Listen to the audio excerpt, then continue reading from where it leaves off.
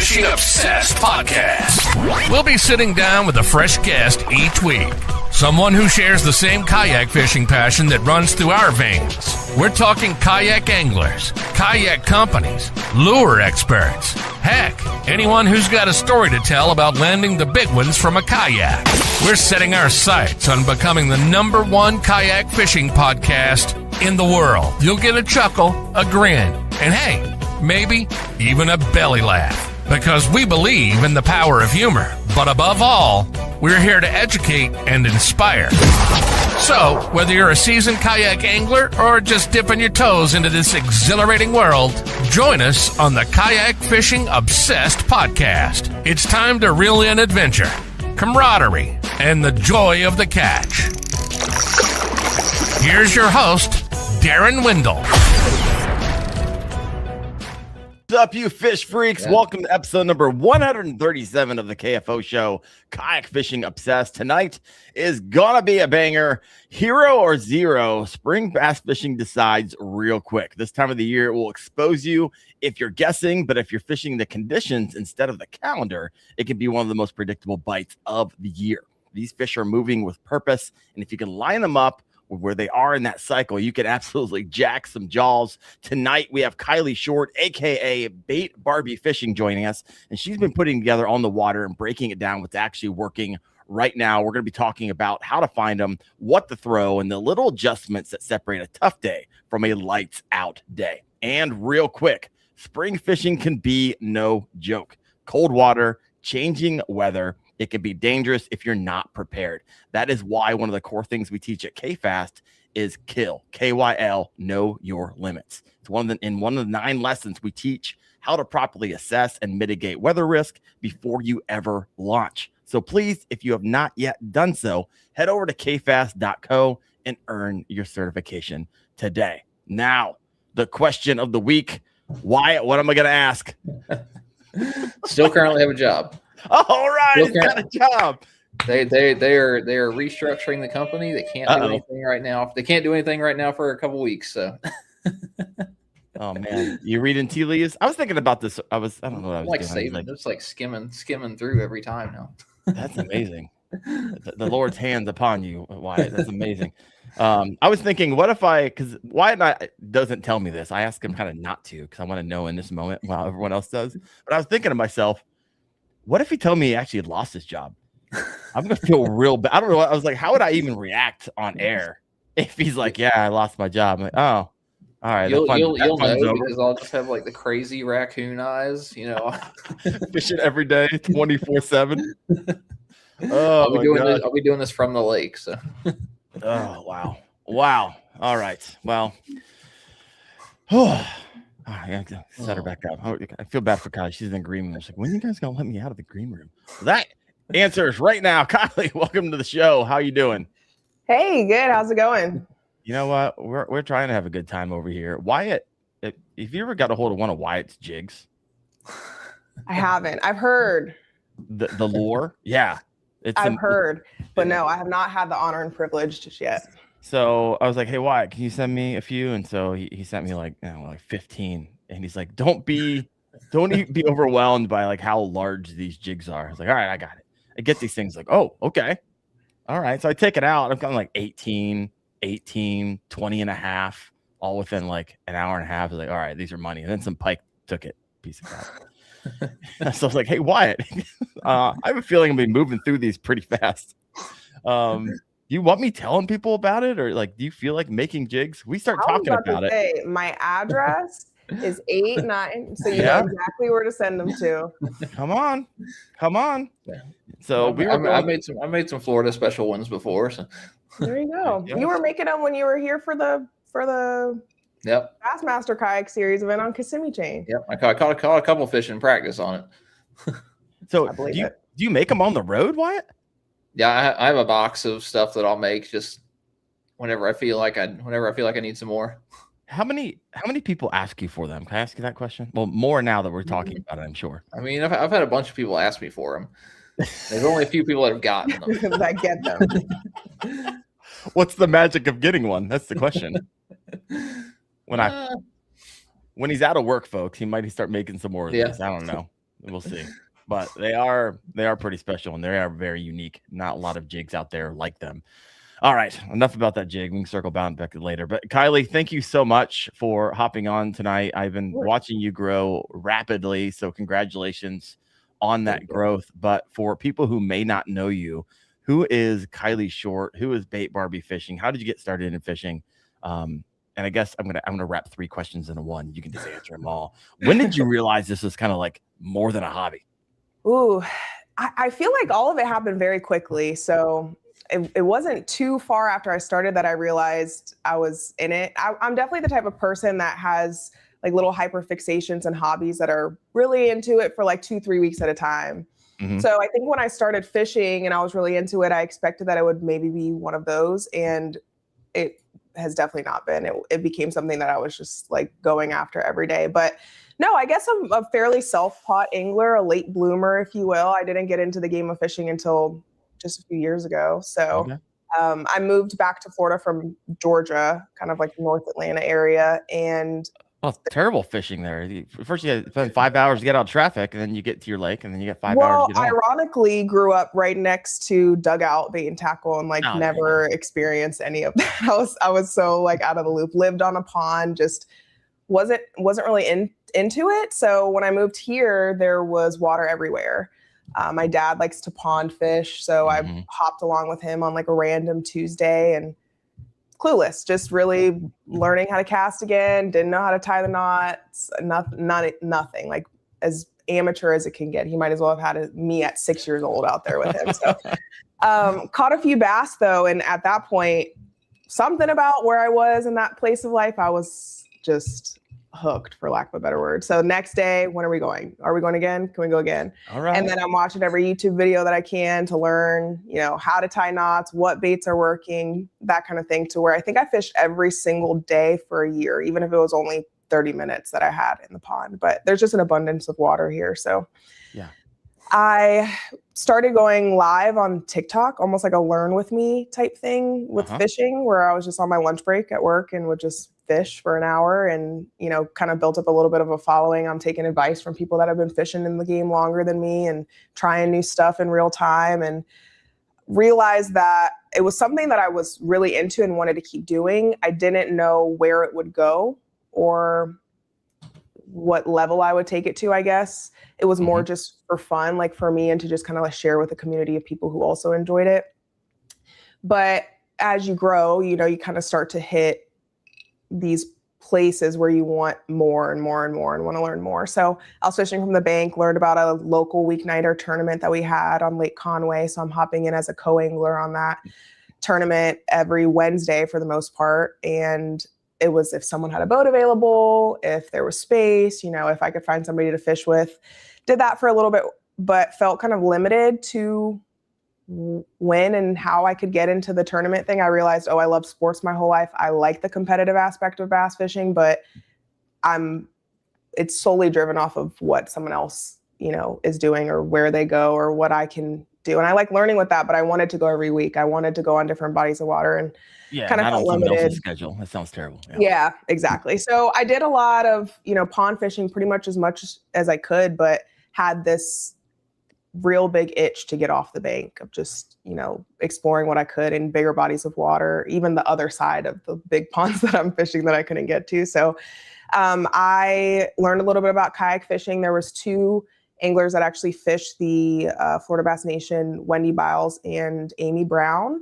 I met them at iCast, and they're telling me like, you got to do kayak fishing. Like, we need more people that are in it. We need more girls in it. And I was like, kayak? No, I'm thinking like boat. I want a boat one day. And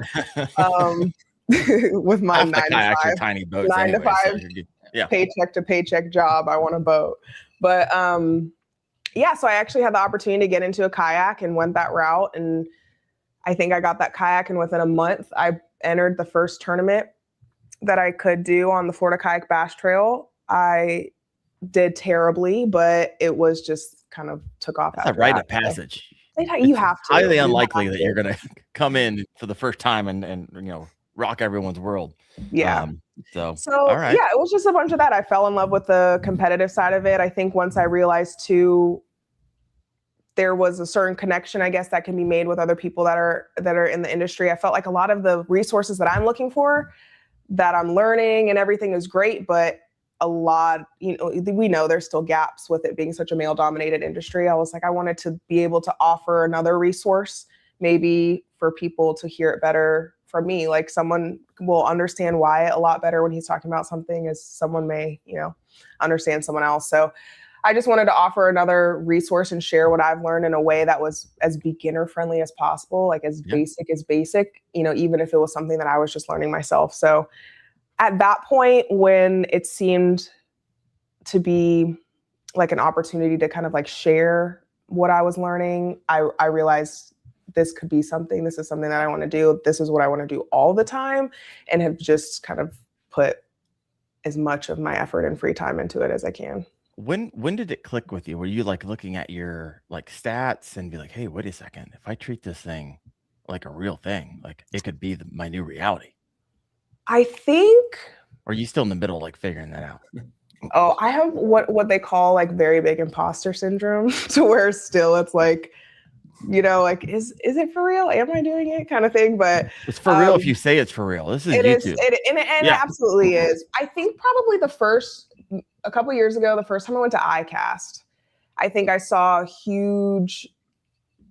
the industry in a much bigger lens than I ever had, whether it was people that were actually fishing, whether it was the media team, whether it was people who, are securing deals with people who's, whatever it is. There's so much to the industry that made me realize how big of an industry it truly was. It was so much bigger than just, what I had seen up until that point. So I think that experience really kind of opened my eyes to how much opportunity there really is out there in the industry that I remember leaving there like fired up. Like I was so like ready to just like put my head down and go, because whatever it took, I had to get there and be a part of that and be in the room and make those types of connections. So I think that point, so I would say that was, 2026? So July of 2024.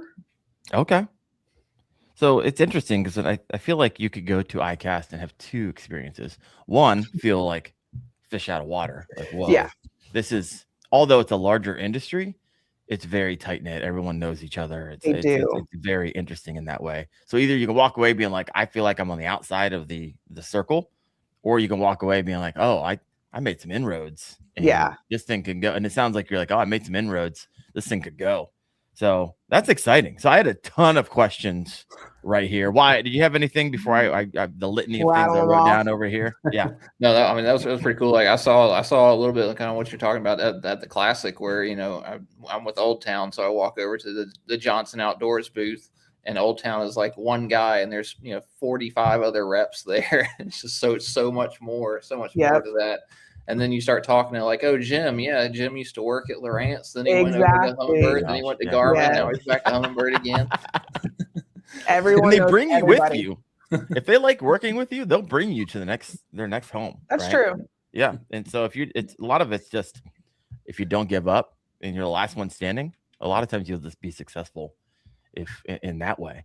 All right. So you're just walking around the banks on your lunch hour, just fishing and I love these, like, I fell into becoming a content creator story. Because it sounds like it was never like, and I could be wrong. You're walking the banks. You're just having a good time at lunch. You're not thinking, hey, I'm going to make a thing of this at that moment, right?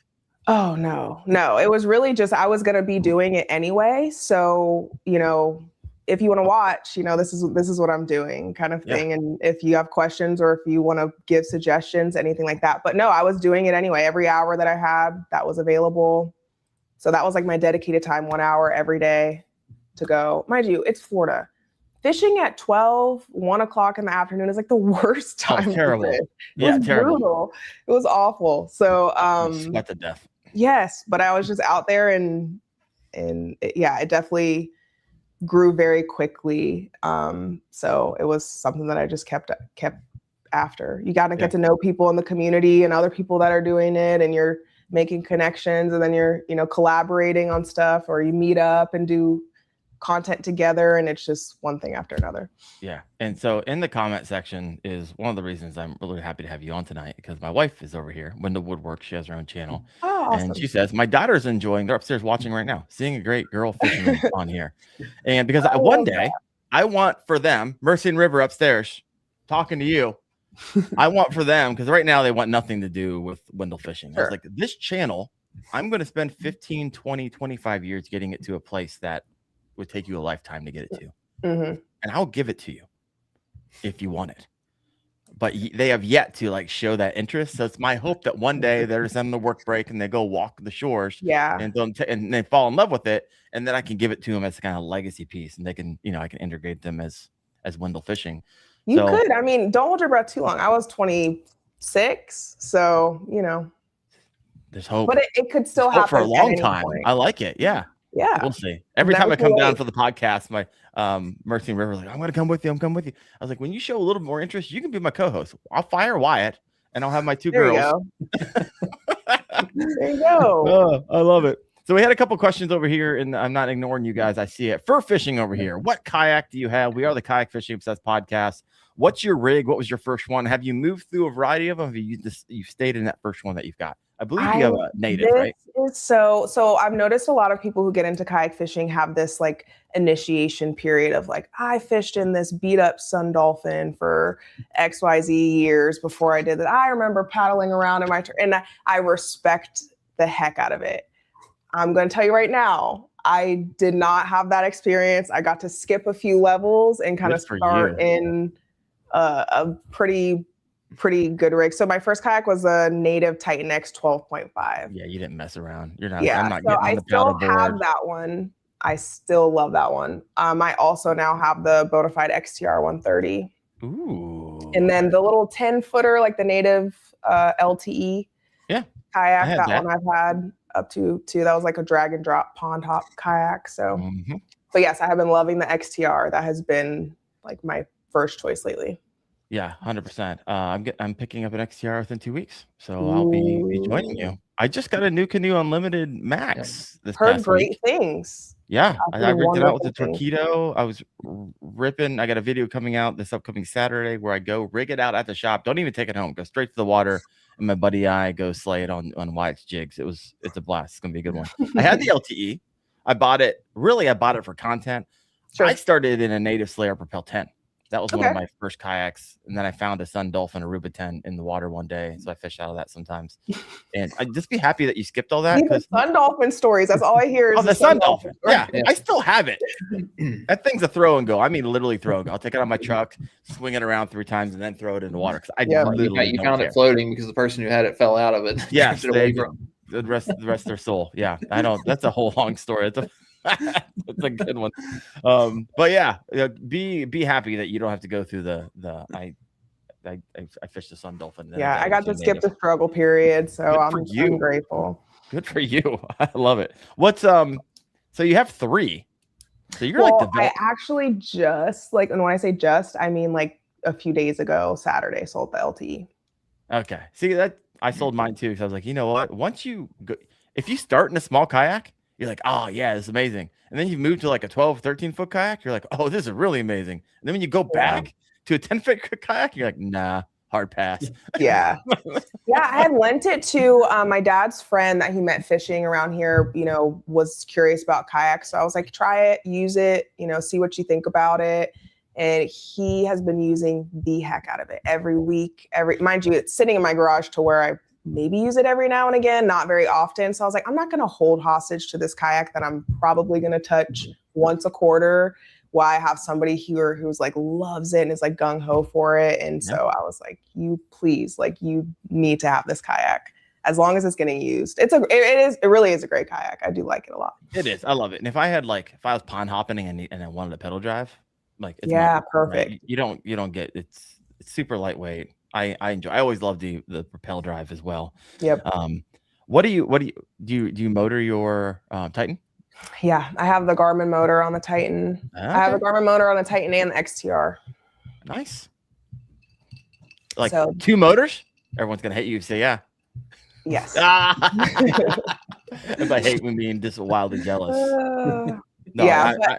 that motor is my second torpedo, so real deal. Like the real deal. It has been an absolute game changer. I love it. There's just nothing like it. There's nothing like it. So yeah, I bet that's changed a lot for me and just being a little bit more effective on the water. So yeah, I've been enjoying that a lot. No, I love it. Is TikTok your home base? It was once upon a time, but I would say probably Instagram more. Okay. Instagram Nice. and YouTube. I've been doing a big push on YouTube this year. So trying to grow YouTube channel, more subscribers over there. So that's been going well. Well, I mean, if you want to make a go at this thing, and I share this from time to time, but as a professional fundraiser for 15 years, I've always had my team members ask me, hey, what should I work on today? I'm like, follow the money. That's where I want you to work on today. Mm-hmm. Where can you go spend to get, receive the most money? It's YouTube, folks. YouTube followed by Facebook in a lot of cases. And so if you want to make a go at this, and what YouTube makes you work for it. That's for dang sure. They do. It's not make you work for it, but it's great for long-term stuff. What you mind if I ask you what you do for a living? Yeah. So I still have a full-time job. So I work in healthcare. I've worked in healthcare for many years. So I work in kind of like the more accounting side of it. So I'm a manager of a revenue cycle team. So I've got a team of 40 individuals that I work with every day. So they keep me busy for sure. So still I wouldn't have the chance to do an hour lunch break at this point anymore. Those days are long gone. But 40 employees sounds terrible. I'm not gonna lie to you. It keeps me busy. I will say I work remotely, so that allows for much more flexibility than I would have if I was going to the office every day. So yes, still working full time. We all know what that means. Still working. I used to have a lot of flexibility, and I know what I did with that extra flexibility. I have my 3 work screens and then a little personal laptop right over here too. So. Just over here every once in a while, doing a little quick edit. I know how that rolls. I know it runs. But hey, no one's asked any questions if you get your job done. So yeah, I don't think there's any chance my boss sees this, so we should be okay. Yeah, I hope not. Oh, geez. So co-angling experience. Yeah. Maybe for those of us who are just in kayak fishing, explain what co-angling is. And it sounds like it's like you're at the whim of whether or not someone has a spot open. Like, did you ever get like connected with someone who's like, oh yeah, every single time, or is that always a struggle? I did for a time period. There was someone I reached out in like my neighborhood Facebook group, and I was like, this is a long shot, but like, does anybody have a bass boat and fish and want to do this tournament? And he actually had like an online tackle shop. And so that actually got me connected with, even some like rods and reels and stuff that I hadn't used up until that point. So yeah, there was someone I was fishing with like pretty much most weeks for a little while. But other than that, before and after that, it was just kind of like, who's got an open spot? Does anybody want an extra person on? But yes, this was a little bit more of a fun night tournament. It wasn't, the rules were not as locked down as like if you were fishing the BFLs and things like that. So, I had good relationships where I maybe contribute a little bit more to deciding where and what we were doing as far as a plan goes for the tournament. But fishing like the BFLs, for example, you're paired up with a boater, you go where they go, you fish from the back half of the boat. Yeah, you're like the redheaded stepchild of the boat. Like, I don't want you here, but since you have to be here, like, don't talk, go clean up. I will say, and I've heard people who have done it longer who have had more opportunities to have different types of experiences with different boaters. But when I did the year that I did the couple BFLs that I did, had great experiences. So very helpful, very, willing to talk and share and net fish and that kind of thing. There was even some were kind of focused on open water areas. So I wasn't even at a disadvantage of kind of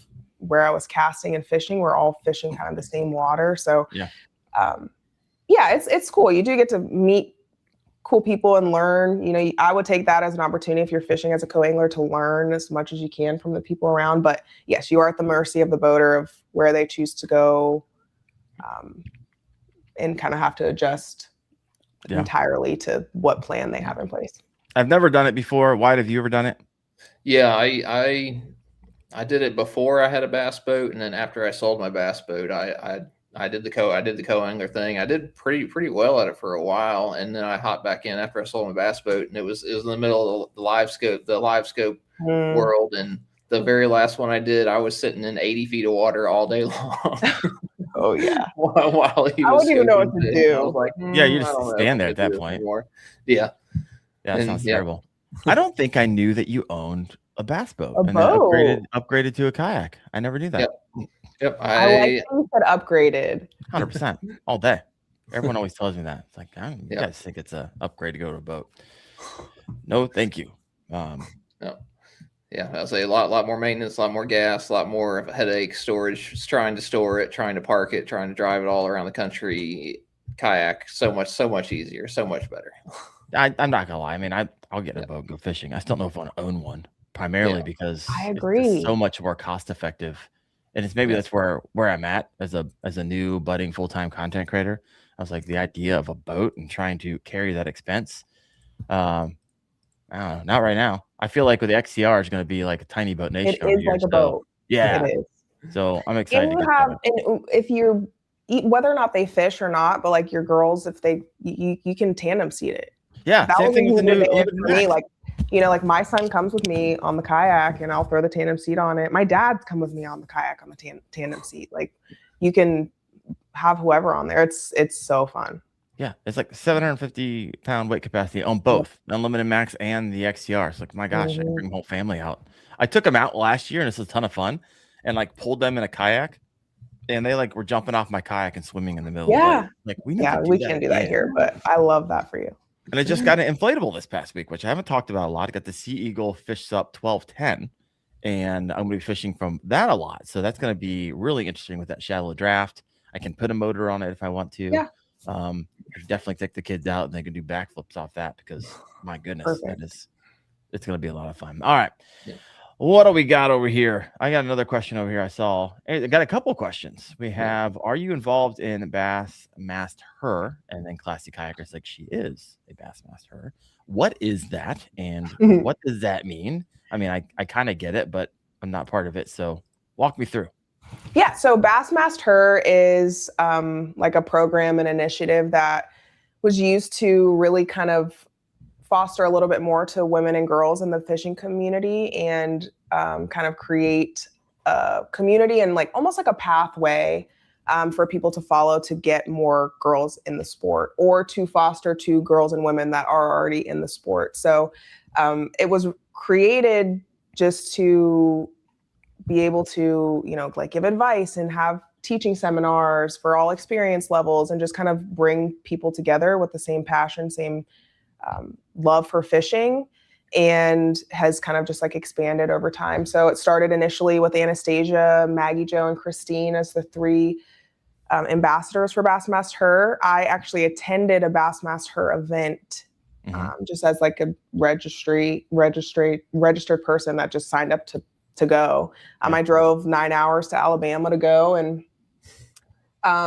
it was great. I feel like I learned a lot, but I was also kind of getting in there and doing some things too, and realized that in any capacity, I just wanted to continue to be a part of it. So this year, though, they expanded, bringing on a fourth ambassador that, I'm very grateful to be a part of and be, actually leading the initiative alongside the other girls that are a part of it too. So it's been great that we've got workshops that kind of follow the Elite Series event. So, it's anywhere from like 4 to 6 hours of teaching and hands-on stuff with casting and rigging and even trying to do some on the water experience and things like that. So it's been a very, very positive community and program. I think I've seen a lot of benefits from it. Well, it's working. My two girls upstairs are loving it apparently. So this is exciting. And they probably want nothing to do with what their dad says about fishing. I initially started the channel thinking, hey, I want to leave my kids I might not be around forever, and I love fishing and I want to teach them, and they probably have no interest in hearing from dad, but they might want to learn from Kylee. So thank you for doing what you're doing. I would be happy to. Yeah, it's great. Like we had a workshop, a small one, like it was a short one that we had at the Classic, where it really just kind of became almost like a panel style, just like sit and questionnaire type thing for about an hour and a half, 2 hours.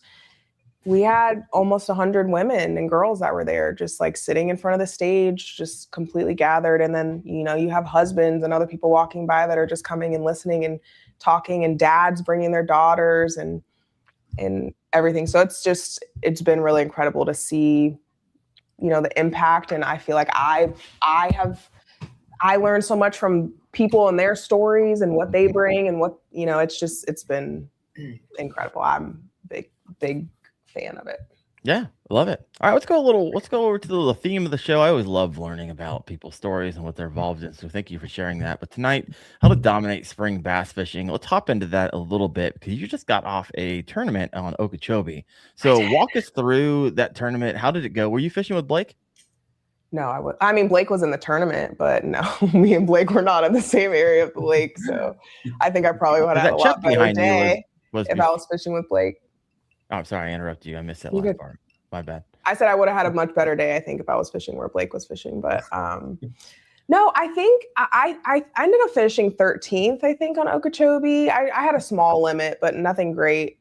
I've been on the lake twice.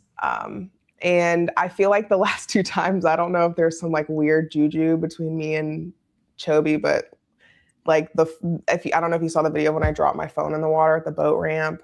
My wife told me that. She's like, "Who are you having on tonight?" I was like, "Well, it's Bait Barbie fishing." Like, I can't find it. Like Kylee Short. She's like, "Oh, she just dropped her phone in the water." I was like, "Well, I sure did." And so I'm in like neck deep water, feeling around with my feet, trying to find. That's what she was telling me. Somehow found it. Somehow. Oh wow, that's impressive. By the grace of God, found it, and it works completely fine. So. Oh wow. I'm just praying the whole time, like, please don't let there be a gator under this dock, like whatever. Like, oh, it was terrible. But oh yeah, it was that. And then I lost my AirPods in the water. I did not go swimming for those ones. That just had to be what it was. But you know, the last time I pulled up to the ramp, I think I dropped like a liter of water in my lap in my car before I got there. You know, it was like one thing after another. I lost a whole setup, like my line somehow de-spooled and got hooked on something. And I realized that the entire thing was like despooled from the reel. It was just all this weird stuff happening on Chubby where I was like, I got pulled over on my way home. It was just a whole thing. So did you get the ticket? I think we're on a break right now, me and Lake Okeechobee. Yeah, we're breaking up. Take a little distance. I did get a ticket, but that's a story for another day. So I'm not a criminal, I promise. But yes, I did get a ticket. But no, Okeechobee, terrible. The fish were there. The conditions less than ideal. It was so windy. So that was definitely a challenge for me and a lot of people there. Like the wind was brutal. I could show you a video where I'm just kind of like bouncing, like just constantly. Like, is it like 20, 25? Yeah, it was up there, like, and it was ripping. And I, of course, was on the side where wind was kind of blowing towards the beginning of the day. So it was a slower bite for me. What do you say? Plus like 200 boats out there. Yeah. So then it was also the same day as Roland's tournament. So there, you know, you've got 160 boats that are out there. So I think the ones who got to like some of the areas where there were no boats because, you know, it was just so shallow. The lake's really shallow, but I know they were in some areas where they were a little bit more closed off to where they were. Whereas I went to where it was definitely more populated and was able to get bites, just not the right ones. Just how many anglers were in that tournament? We had a small turnout for that one. There was 29. Okay. So it was a smaller one. I mean, it's not bad, but you know, we've been seeing like even like 55 and stuff in some of the events that we've had for Florida Bass Nation. So I think for Okeechobee, for it to be such a staple lake in Florida, like I was expecting more, but I don't blame people for not wanting to fish in the types of conditions that we had on Saturday. Then you got people who like they go out and pre-fish, and then if they don't like catch them or the forecast the windy, they still sign up, right? They get a lot of those last minutes. Wyatt, what's your experience on that lake? So I've been out there a handful of times. I've never gotten like on them. I've caught a ton of fish though. I'd say Okeechobee is one of those, like, it's a super Florida staple where whenever you catch bigger fish, that is where the bigger fish, they literally move into that 50 yard stretch, and the 5 miles on either side of that 50 yard stretch, you're going to catch 12 incher, 12 incher, 12 incher, 12 incher. I mean, I've had really good times out there. I went out there just catching 40, 50 fish, and maybe one of them's over 3 pounds. Yeah, that was kind of how my day was. All the bites that I got was just kind of like punching in the heavy grass, but it is very area driven. So there's certain parts of the lake that are like on at certain times of the year. So there were definitely fish where I was, but same thing, just smaller ones. So after the tournament, everyone gets around and you talk to your friends and the friends talk to friends. And so what do you think separated anglers who did well versus struggled, right? And if you could refish it, what would you do differently? It's so easy to say what you would do differently after a tournament, but you have more information typically afterwards too that would change your decision making.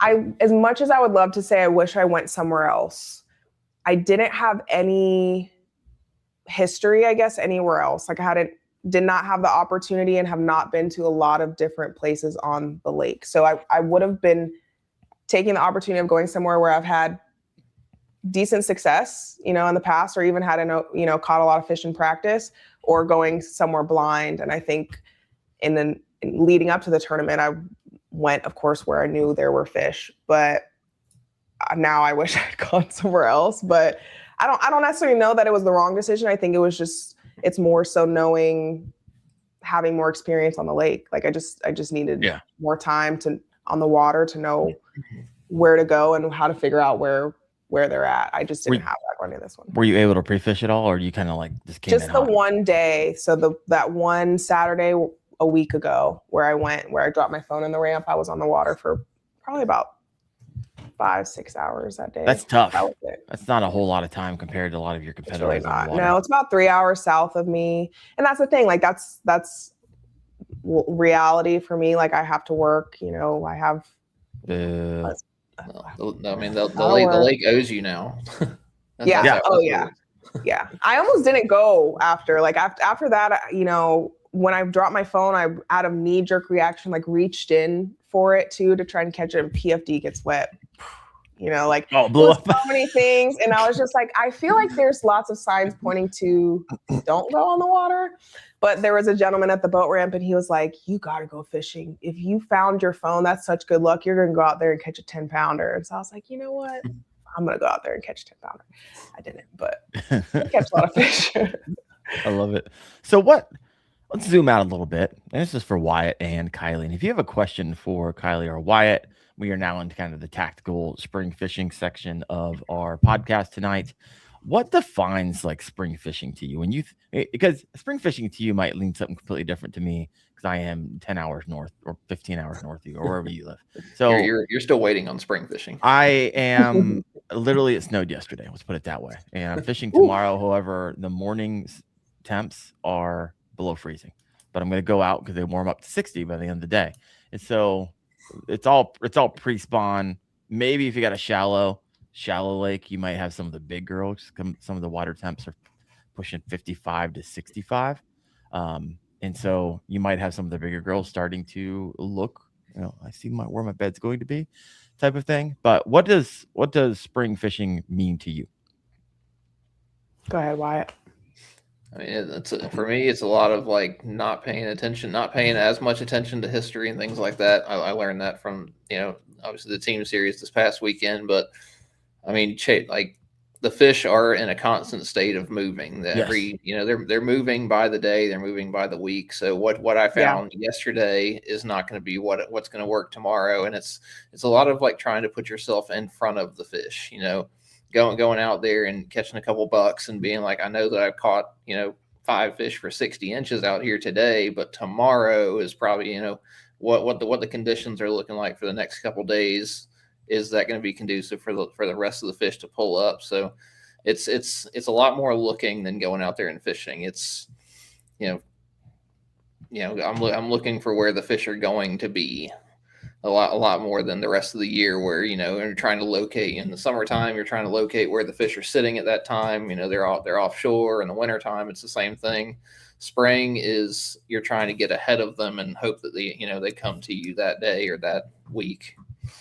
So I've always thought of it as you're fishing the in-between, right? So they're moving out of their deep holes where they've been hanging out a lot of times all winter, and they're making their way, right, the in-between along their these underwater highways to their spawning grounds.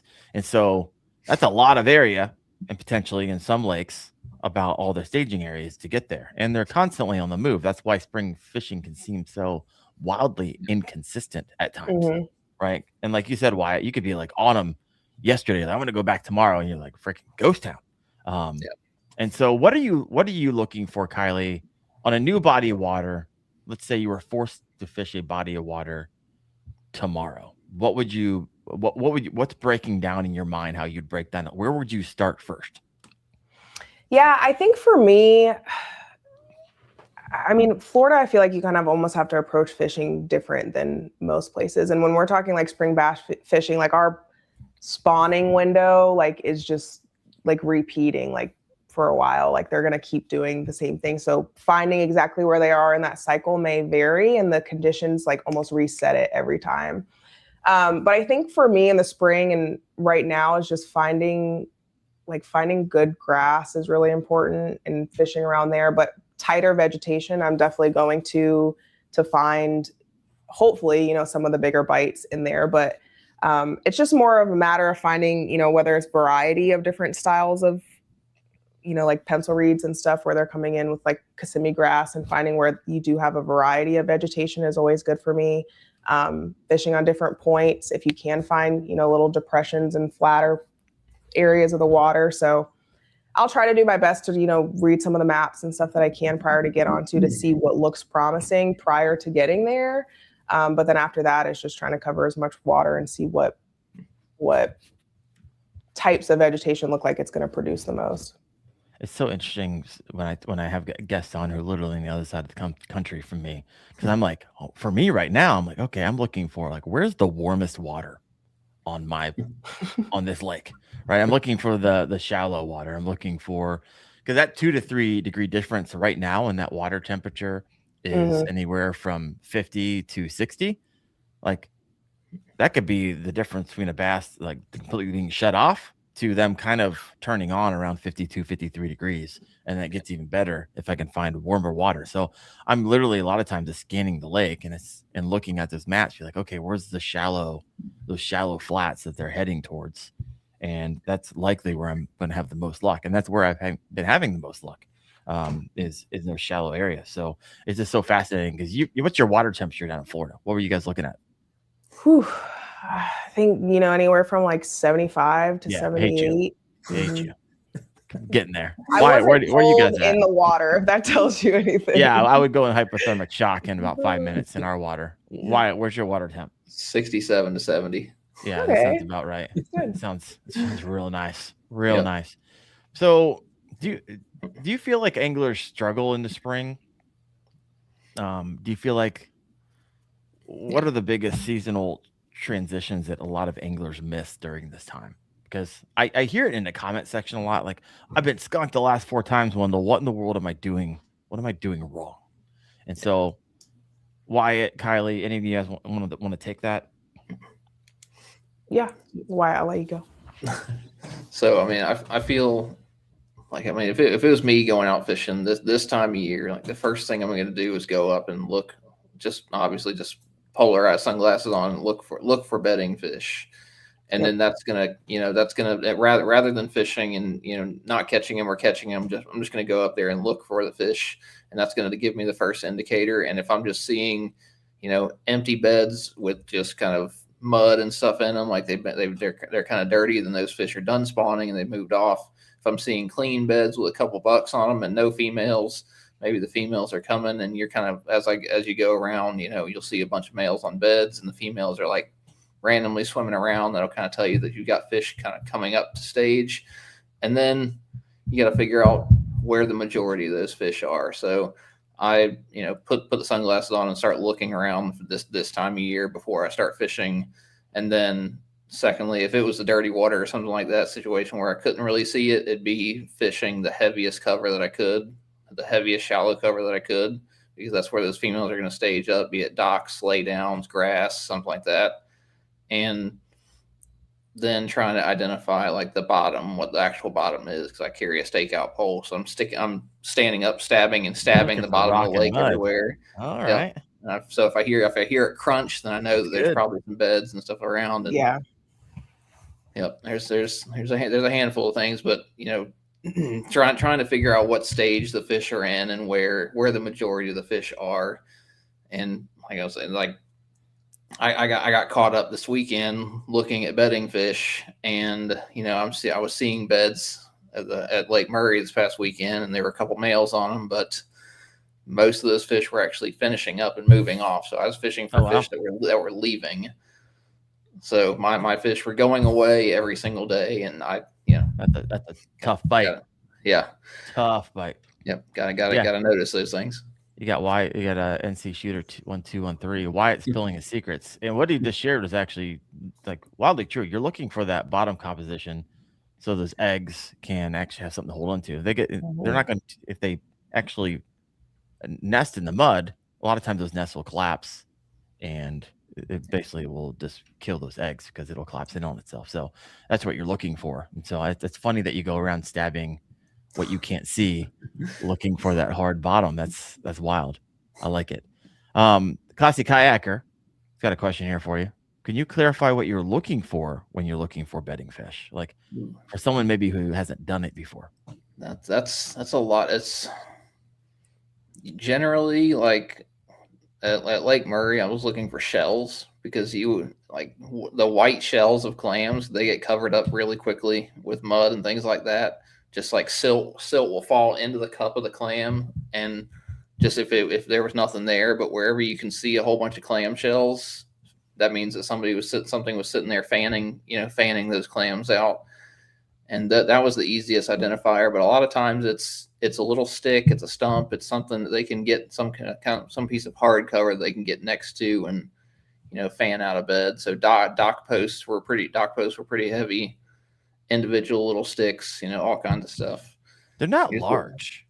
They're really not. No. You're looking for something like something you'll see a little over a basketball size. Yeah. If you're looking at just a uniform bank and all of a sudden there's one little dark spot or light spot or just something different there, that's usually what a bed is. And a lot of times I'm looking for the fish to swim off as well. Like you'll see the fish because your eyes will react to movement. So if you're just looking, all of a sudden you see something shoot off, like that's what you're looking for. Yeah.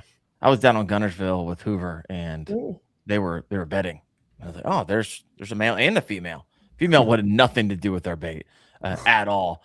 And then I had to leave, and Chad was doing some videos where it was like, oh, they were right in the middle of grass. There was a little hole, and there was like a donkey, like a 9-pounder, and then a male was also on it. And he caught the male twice, couldn't get the female to bite. I was like, that's fascinating, really fascinating. Kylee, how about you? Any tricks of the trade? You're like, oh yeah, bedding fish, how you identify them is a little different with composition down there in Florida. Yeah, I mean, I think the same thing. Like you can see a lot, especially because shallow here is I'm like very shallow. Like I don't think I left more than 2 foot of water pretty much the entire time. So you can see a lot. I think too, especially someone who's learning here. And I know Kayla, like classic kayaker, so I know she's not here, but in general, like it can be confusing too when you have other types of bedding fish that are there as well. So like you're surrounded by tilapia beds and things like that. And it can be really easy to mistake what those beds are looking like versus like bass bedding. And, but yeah, I think just, using what you can see as much as possible is always an advantage. You can see so much happening under the water, especially in the real shallow area. So it can be a telltale sign of what's going on. So when it comes to your optics for both of you, like what's your favorite? Like I've had the opportunity because companies send them from time to time. I've ran through probably 4 or 5 different companies. Do you guys have a favorite, or do you have like when I was starting out, like it's my favorite because it's the cheapest and type of thing? I really only have experience like with Hobie eyewear, so I never really branched out beyond that, just because I never really felt a need to, because I was, I guess, getting the job done with the Hobie eyewear. So I am a fan of those. I like that they float because I have lost many a pair of sunglasses. Sounds like you're losing a lot of stuff off the side of your boat, Kylee. It's a trend. They make stuff for that. You know that, right? Yeah, I may leave stuff behind and forget. Yeah, it's pretty on brand actually. So, but no, I've had good experience with Hobie eyewear. That works well. will kind of switch the lens color depending on certain things, or like they still have some that work really well in overcast, and so I have my favorites from like a lens standpoint color wise, but I really haven't branched out to many different brands outside of that. Yeah, I like Hobies. I wear them as well. I like their low lights, their yellow ones. Yes, the Sight Master Plus. Yeah, that's the because best. because I live in Ohio and it's never really sunny, so I actually need some more light. So in those low light conditions, I just wear them all day because freaking Ohio. Wyatt, how about you, brother? So I'm a Costa guy. The glass Costas. I had a bunch of pairs at one point in time. I had Oakleys and Costas and Mauis or something like that. And I took them all to the lake, and I just stood there on the side of the lake, like putting different pairs on, and not surprising at all. Yeah, and which I could see the best into the water with the glass Costas, so I always rolled with those. And I have blue for bright sun and green for kind of generic conditions. So why is not messing around? Do you win those with all the tournaments? You just win them, or you actually went out and got them, or do you get a discount from where you work? Paid mostly retail for them. Ooh, that sounds a little painful. All right, so back to the tactical and spring bass fishing. I mean, a lot of people talk about northern banks because of the sun being on the most, and then you got the back of creeks, which are always, usually a telltale where people like to go first, and you got protected areas, also a place people like to target. How do you prioritize? There's a lot of places these bass could be. So how do you identify, I guess the question, like staging versus spawning? And so, I mean, I know how I'd answer this, but I'm asking the question for those you're like, oh, you know what? Spring has been a struggle for me. How about we go with Wyatt again? We're kind of going back and forth. Is that okay, Kylee? Fine. You just answer. We'll go to Kylee. This is toggle back and forth. Yeah. So I mean, the like how the fish are built. First off, like how they're built is that's a pretty good telltale sign for me. Like if I'm catching fish that are super fat, not sight fishing, but if I'm just catching fish that are super fat, those are pre-spawn females. And then catching the long skinny fish with a chewed up tail, that's telling you that they're bedding. And then big like really big thing with me for springtime is how far into the creek am I catching the fish? Yeah. Because if I've got a creek arm that's half a mile long and I go 200 or 300 yards in and stop catching fish, and then I go to the next creek arm and I go 200 or 300 yards in and I stop catching fish, that tells me where the fish are, and you can actually go each creek arm and you would only fish the first 200 yards, go to the next one, only fish the first 200 yards, go to the next one. I watched a guy the other day where I was catching fish out on the points. He pulls up to a point, I see him catch a fish, and then he continues and he goes fishing all the way into the back of the creek. And I'm like, you just caught a fish out here on the point. Why are you not just going to the next point that's a couple hundred yards away right there? Why are you fishing this entire 1.5 mile long stretch of going back in this pocket? Why are you not yet? Maybe they're back there too, Wyatt.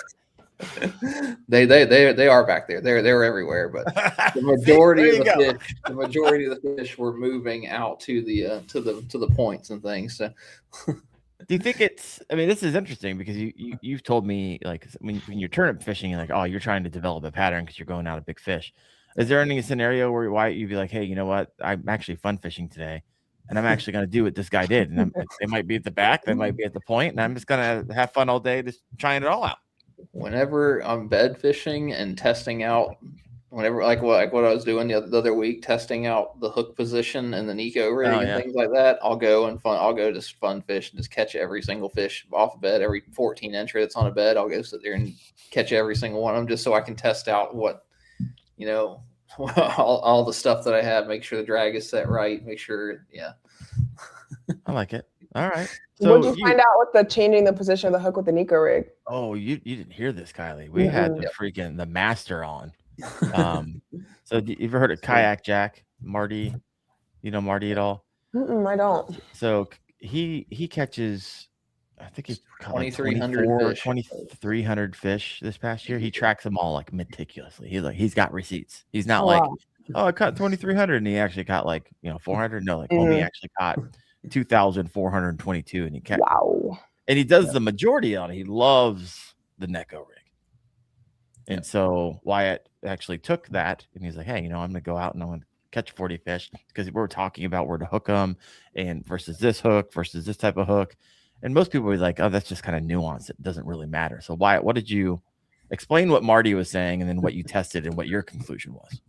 So I mean, Marty was saying to make sure the weight's on the bottom, the hook is facing up. So you have your your Senko, making sure that the hook is facing up, and then making sure it's actually a Nico version hook where the hook point kind of bends back in towards the shank of the hook, versus just you see a bunch of the wacky hooks that are kind of like C-shaped and things.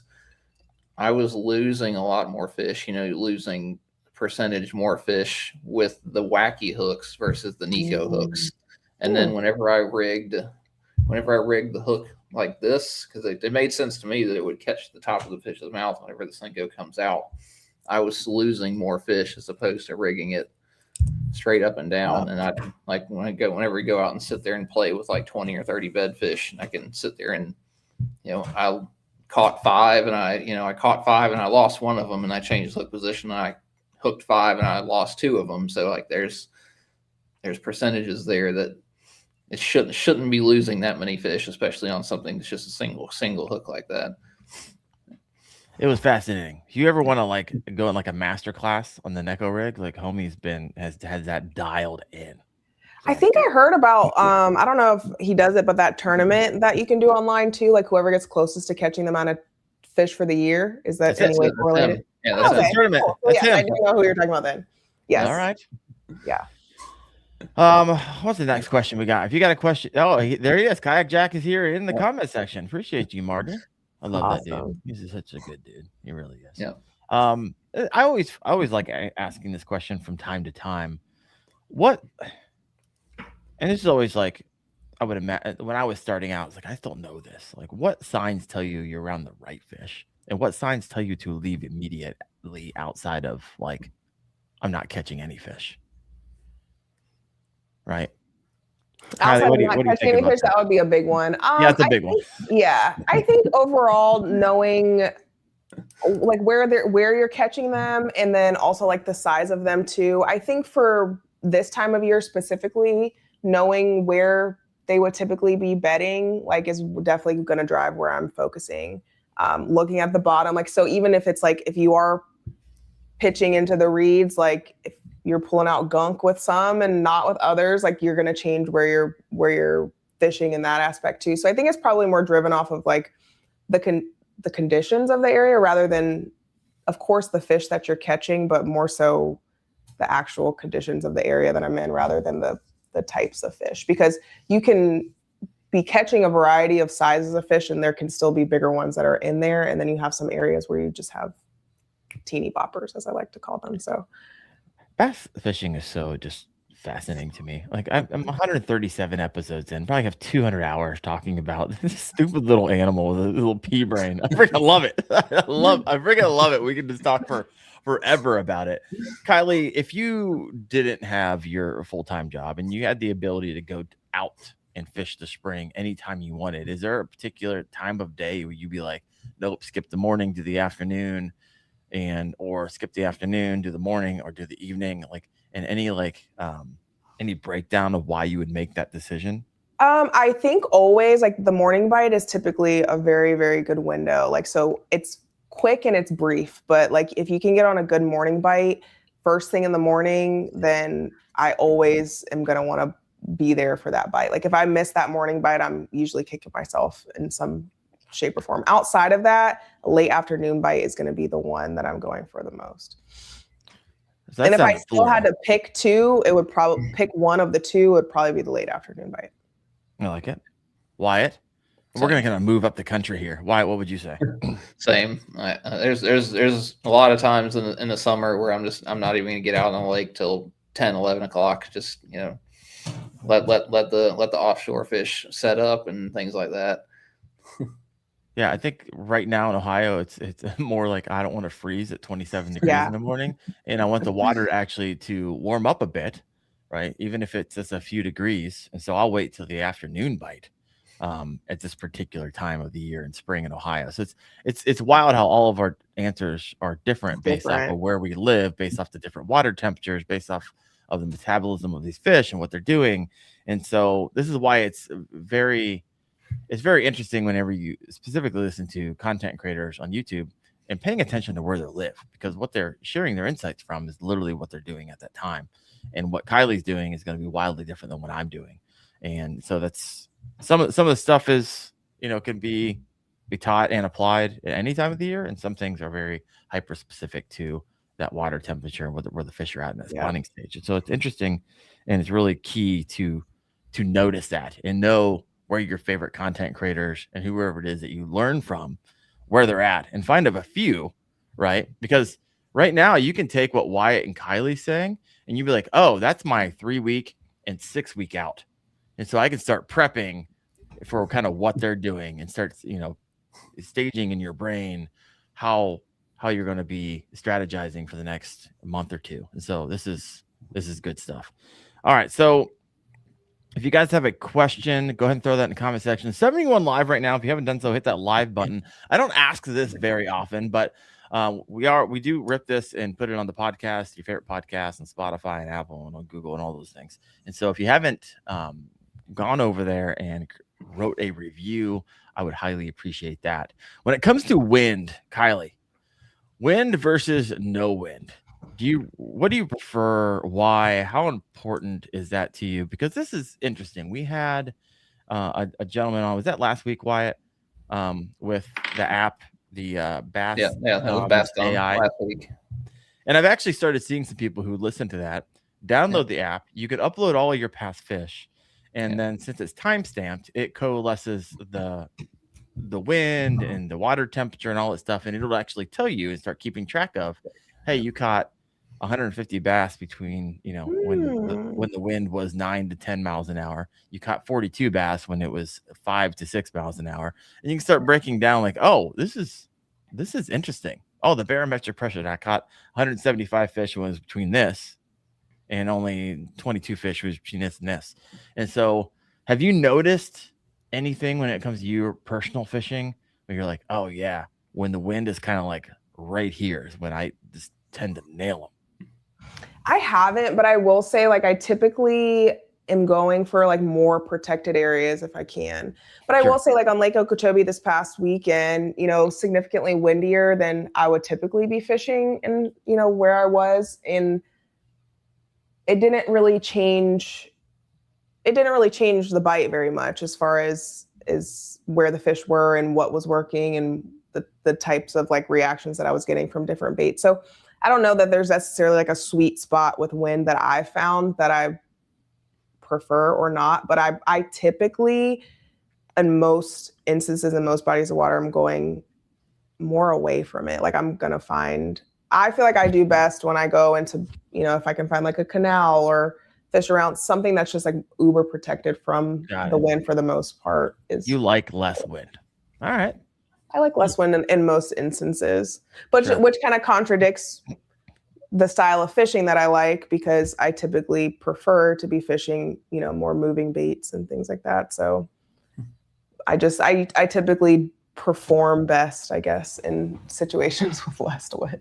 No, I like it. And let me know in the comment section, you guys listening in live, do you like wind, no wind? Oh, I was going to ask you, Wyatt. Ooh, he's got the data. Yeah, give us the numbers. So, Wyatt, really quick, how many fish, before you spit out these numbers, how many fish did you upload into this app? From last Tuesday, I've put 39 on there. I think there's 7 or 8 that I haven't uploaded yet, though. Okay, so you did. The app allows you to go back in time and do it as well, but you just started doing it since we had him on till now. Yep. All right. So what I'm curious, read through kind of the data that you're getting so far from that. So right now I've got like stable barometric pressure is the blue. And then let's see, weather conditions are a little bit of everywhere. Sunny, it looks like mostly sunny, partly sunny is over half of it. And then wind speed is very windy. Let's see. Oh, nope. Yeah, we can't see it because your back's so turn around. Read it to us. 2 to 4. Okay. There you go.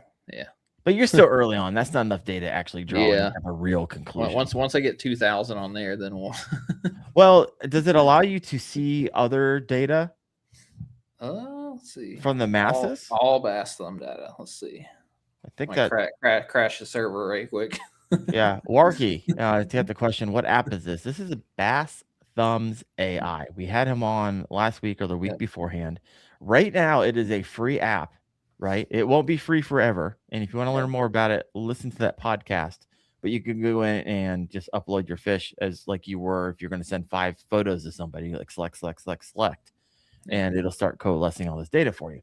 And so it's going to be interesting. So I'm looking forward to Wyatt doing this. I'm not doing it. I don't have enough time to do all the things I'm doing and that right now. But Wyatt, does it show all data?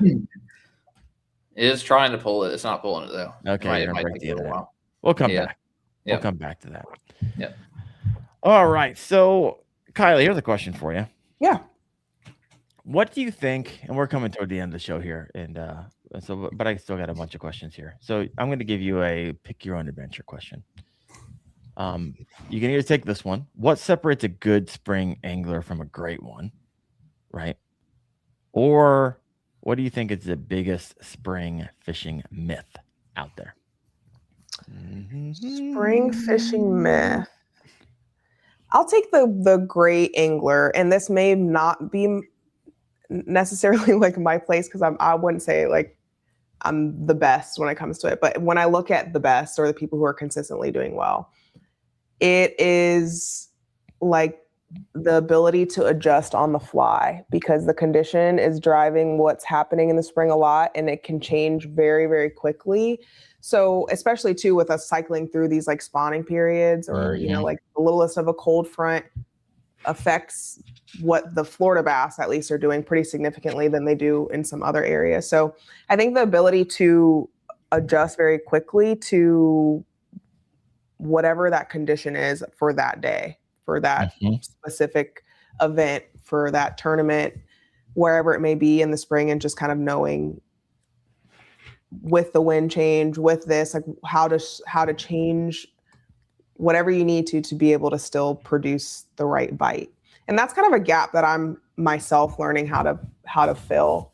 And when I'm talking to people and kind of like picking their brains, it's like, okay, I can do this and I can catch fish, but what is the difference and what would I be adjusting to consistently be able to find the right fish, and what's differentiating me from catching okay fish versus getting on the big ones every time. And not just, and I guess it's not every time for some people, but like when I look at people like Blake, for example, very great example of someone who adjusts and can still have a plan not go in place and make some sort of adjustment that's still going to put them in the position to be with the right fish, and just finding the gap between that. So adjustment's a big one. And that's something that I've been trying to myself even key on to be more consistent in placing a little bit higher.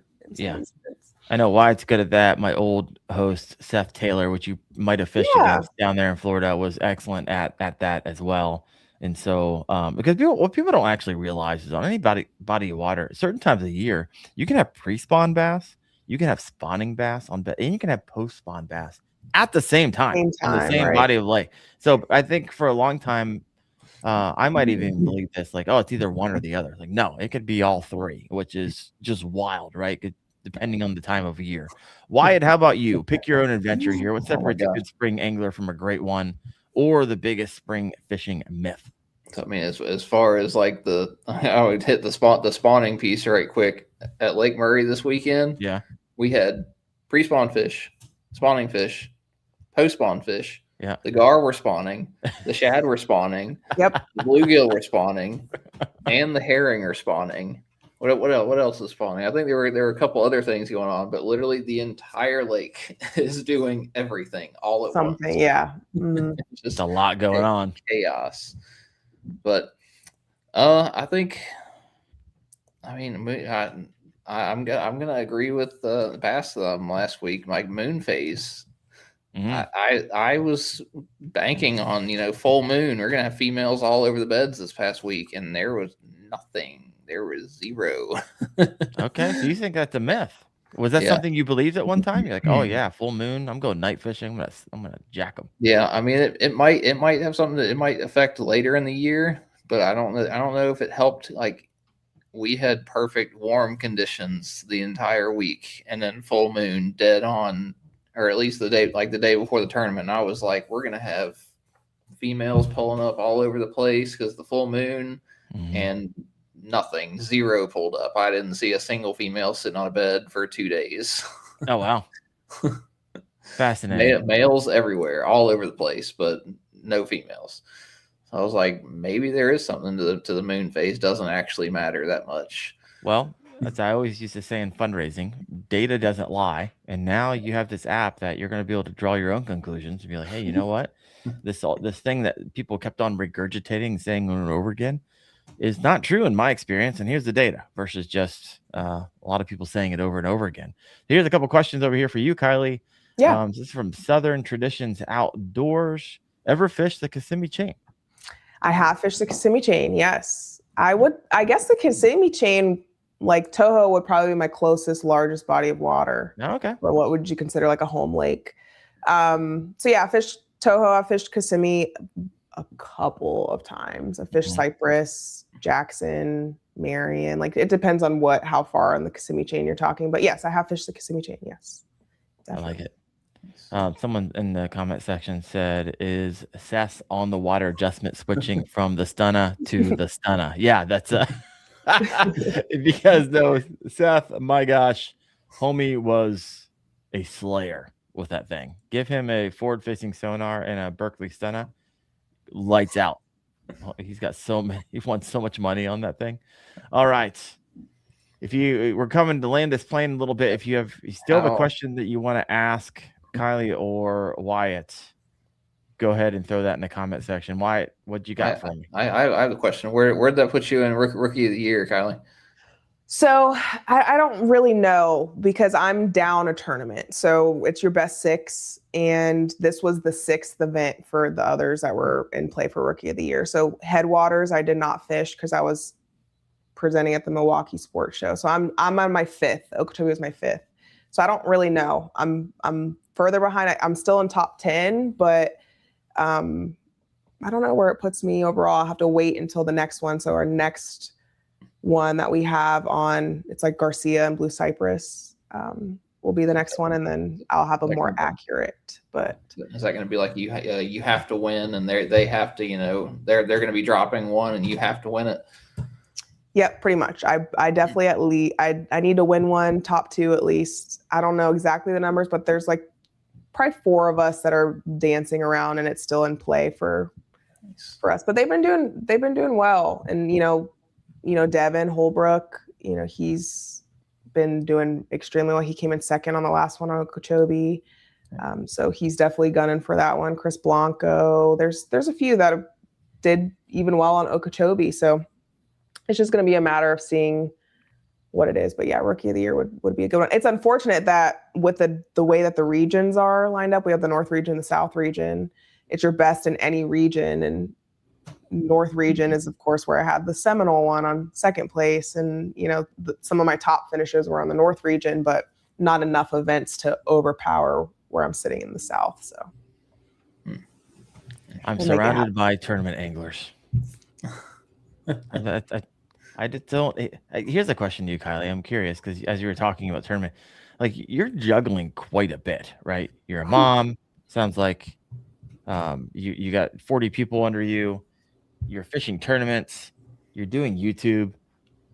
Like I'm to the point. Like I know that life, right? I lived that life a year ago. It is a lot to juggle. Something's got to give, right? And obviously, you don't want it to be your family. No, yeah. Most people want it to be the job that they don't want to do anymore. That would be ideal. What's the plan? I'm curious. Or how long can you? Because you almost if there's any time you want to go full time in fishing and you have that job, you got responsibilities and you got a family that depends on your income, like you can do it in the short term, right? You can redline, and as long as everybody's in the family's on board, but eventually.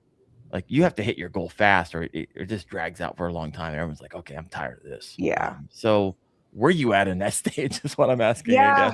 I guess. I like to say, and this is no guarantee, but like ideally like a goal I've set for myself, hopefully I would be able to go full time with it by the end of 2027. It is. So that's out there. Let's hold me to that. Hopefully. You just said it. It's out there. Yeah. I think things have happened at a very accelerated pace for me. And I acknowledge that. And I am hoping to keep on that kind of path to get to a point to where I can. I feel like I could do so much more if I just had more time to do it. Where I'm at right 100%. Now, truthfully, and trying to juggle everything is not sustainable. Like, it is late nights and early mornings. And this was something that we talked about at the Bassmaster workshop, because somebody asked me about that, about like juggling motherhood and trying to pursue your own dreams, but you also have, you know, all of these responsibilities and things, and how do you do it well, and how do you balance it all? And I was very honest in saying I don't do it well. If I'm doing well in one area of my life, I'm probably not in another. It's just impossible to balance all of it. So it has been a struggle in a sense. I think I've found ways to make it. If I didn't love it, it wouldn't be possible, truthfully. Sure. Like, if this was just another job that I was just trying to do to it would not be sustainable to this extent. I'm also very grateful that, you know, where I live in Florida, like, I'm very close to family. My parents are close. And so, you know, they're a huge help in me being able to go away for a tournament weekend or something, because, you know, they're close enough to kind of step in and really be a village and support in those areas. So yeah, it's redlining is a good way to put it. It's a lot to juggle, but I try to, at least with, you know, the parenting side of it, include him in any part of it. Like, I don't ever want fishing to seem like something that's pulling me away from him. Yeah. I don't want him to have this weird feeling about fishing, and like, fishing took my mom from like my time and attention. You know, not that he'd ever say that or express that, but just in where I can include him in pond fishing and being on the kayak and coming to the classic and coming to board check-in for the tournaments and things like that, to where he kind of gets to be a part of it and knows it and loves it to whatever capacity that he wants to. And that certainly helped too, to kind of just make it a win and an experience for both of us. Yeah. But yes, outside of that, with work and everything, it is a lot of late nights and early mornings and sacrificing time. But I tell myself it won't be forever. So. Well, it won't, and it can't, right? 100%. So I'm going to hold you to it, and I'm going to celebrate with you. We'll get you on the show whenever you go full time. We'll celebrate this all together. I will be ready. Yes. Heck, freaking yeah! That day was the best decision I ever made of my professional career. Is when I said goodbye. In fact, I just did a video on it, and if you haven't seen that video, if you guys are listening in, check out that video. It kind of shares the story of 365 days into a full-time content creator career, what that really looked like. It was pretty scary. I'm not going to lie. Now that I'm on 365 posts, it feels a little bit better because I found the new normal, but finding a new normal is terrifying. Yeah. Terrifying, especially when you're like the breadwinner, and then you got like, you take on your taxes, and you take on insurance, and you take on a lot of risk. It's the reason most people never make that jump, because you have to have a high risk tolerance in order to make that jump, or just be independently wealthy, or, you know, have an advantage that most people don't. But Wyatt, I don't think I've ever asked you this question. Do you have a date in mind? I don't have a date in mind. I probably need to get a date in mind. You're about to be given a date in mind. If I don't have one, it's going to be made for me. So, as I was getting close to the end of like when I knew I was going to quit, I didn't even care anymore for like 6 months. Like, what are you going to do? Fire me and make my dreams come true? Go ahead, I'll figure it out, type of thing. My goodness. All right, 2 more questions for you. Let's go back tactical really quick when it comes to spring bass fishing. What is one thing you're still trying to figure out, Kylee? One thing that I'm still trying to figure out. That's a good question. I think spring bass fishing in general.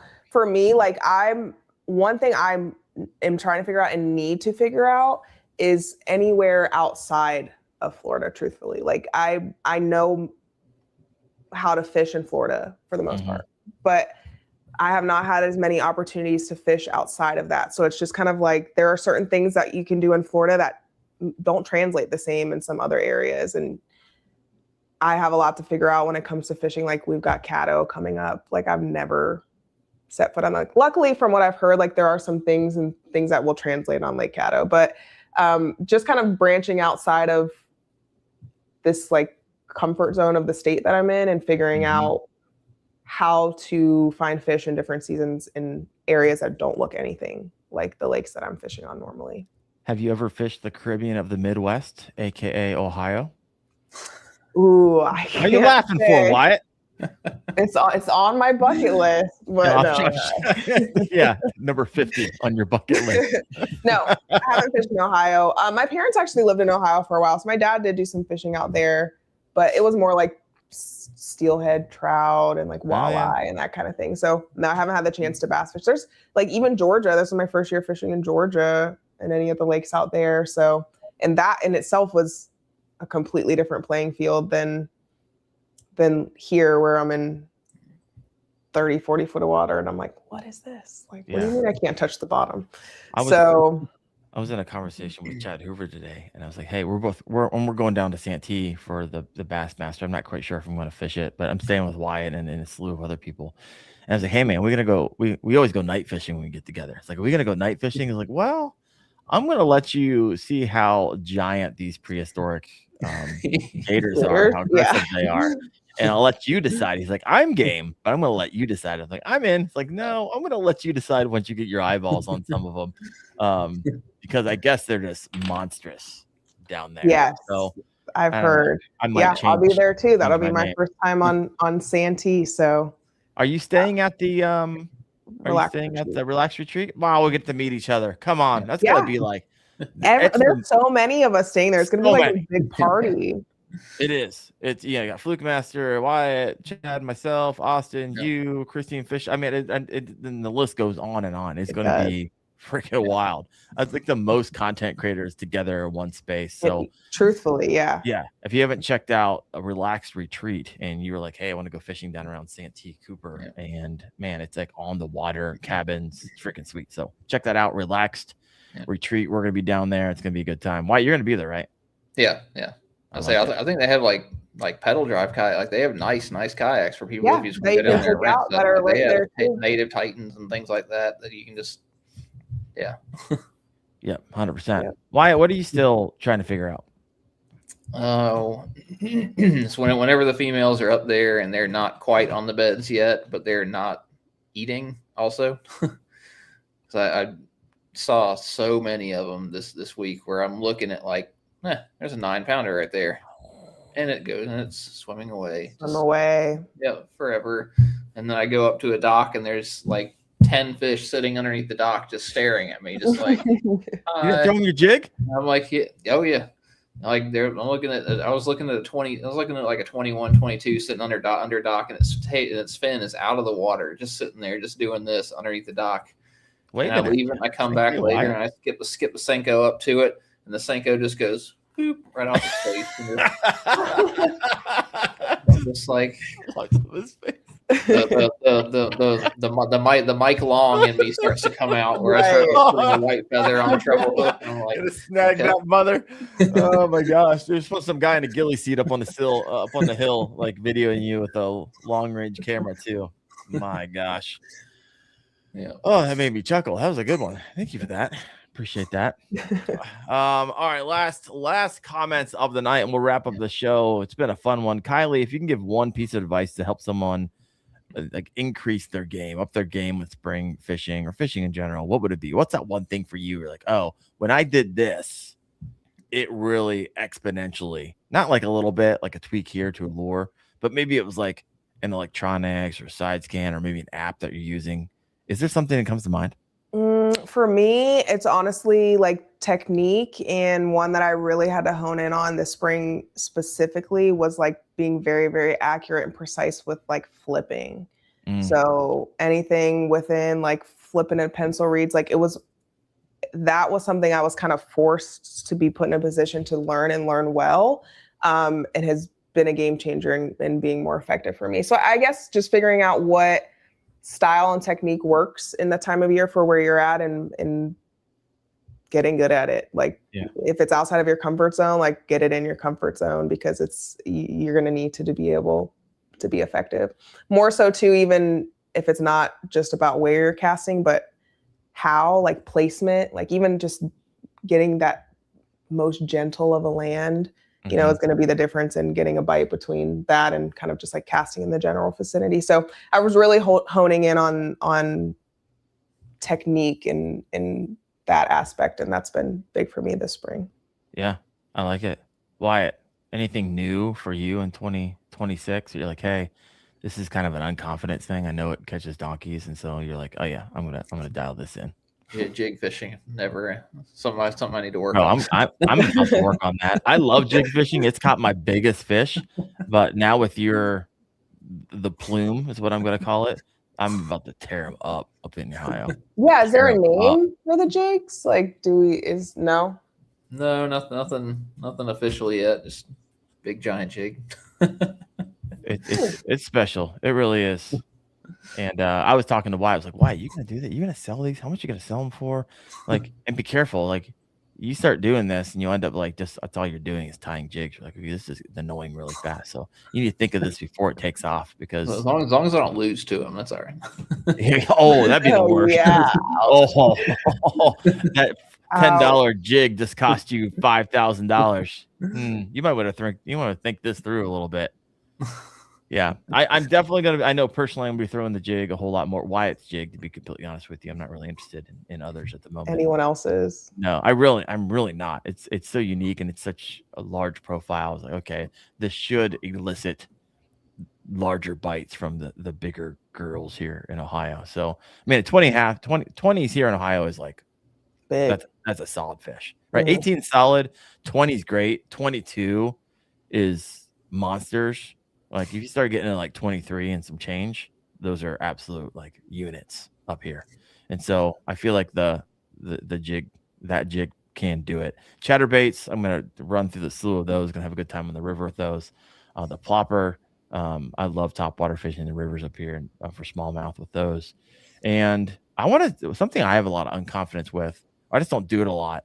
I need to do a lot more punching. We got a lot of lily pads up here, and I get to those mats. I know they're freaking hiding down there in the heat of the summer. So that's something I need to dial in. But, fun bite though. Yeah. Like, it's fun. Every fish 100%. Might feel like a giant, but like it's really fun bite. Yeah. It's always disappointing, like you said, when you set the hook, you're like, oh yeah, and you bring it in, it's like a 1 pound bass. It felt like 10 because it's 10 pounds of grass on it. That is, if you've never done punching, and a lot of times I'm in the weeds and people are coming up like, you catching stuff in there? I'm like, boom, right in front of their face. Yeah. Like, oh, I wouldn't never even thought to go in there. I'm like 50 feet in, which it's wild. It's a lot of fun. All right, folks. Well, Kylee, I want you to share where can people find you? Like what's your home base or kind of and maybe share a little bit of like what's 2026 look like for you?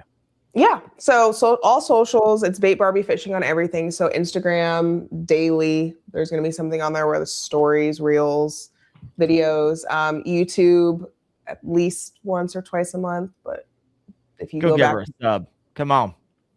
I said, go give you a sub. Head over to Bait Barbie. Yeah. Bait Barbie Fishing. So got a bunch coming on YouTube. TikTok's still on there. I don't do the live streaming as much, but for me, 2026, there's we have the workshops that are coming up. So there's gonna be like a lot of appearances. So the next one that I'll be at will actually be on Santee when the Bassmaster Elite Series is there, which is 2 weeks before we're fishing there. Okay. So I get to look at the water and not touch the water because it's off limits for us. But yeah, so I'll be there. So yeah, just kind of being out and around in workshops and seminars. And if you're local to Florida, there's some fun Fish for Fun events that I volunteer with FWC with. So we've got like senior Fish for Fun where we get like senior citizens out fishing, a few weeks a month, and kids tournaments and things like that. But following the tournament trail, so Florida Kayak Bash Trail, Florida Bass Nation, Bassmaster Kayak Series, all of that. I post all those updates and tournaments, on YouTube too, so you can kind of see the wins and the not wins on there as well. So yeah, really just a big push in long form content and branching out into not just tournaments, but like educational and lifestyle and just kind of like overview of everything when it comes to this wonderful and crazy life of mine. Heck yeah. Well, thank you so much for hopping on. Thank you for what you do. I look forward to, like I said earlier, celebrating with you when you go to full time. And it'll go by fast. It'll end of 2027 will be here. Oh, I feel like my Sooner- 2026 you is know. like already mapped out. Like 2026 is almost over at this point because it's already completely like full. So yeah, hopefully 2027 I'll blink and I'll be right there. There you go. And Wyatt, we want to hear a timeline for you by the next show. I'm going to ask you, Yeah. one, if you still have a job, and two, if you have a date where you're like, hey, this is the deadline. We're going to make it happen.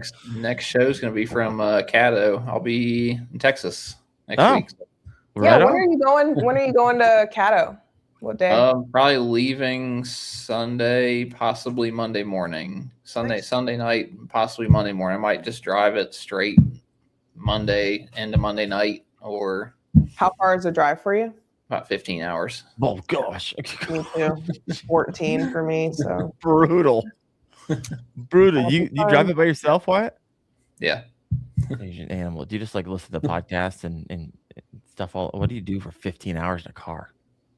It's listen to podcasts, listen to watch Bassmaster. I'll put Bassmaster Live on because it's like 6 hours. So that's not dangerous at all. Yeah, no. Yep. He just listens. He just listens. Yeah, I'm not watching it. Yeah, 100%. Just the podcast. just the audio.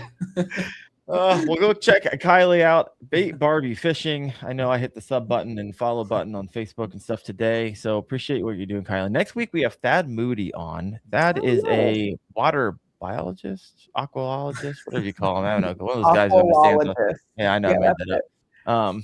I'm going to go with aquaologist. I like it. Yeah, run with that one. I run with it. We're going to take a little scientific look into it. It should be a good one. The following week, we don't have a podcast because I'm going to be down fishing and doing a 4-day trip. So I'm going to be out of pocket. But we will see you next Tuesday night, 8:30 p.m. Eastern on the Kayak Fishing Obsessed podcast. Thank you, Kylee. Thank you, Wyatt. Thank you all for listening in. You guys have a good one. Bye, guys.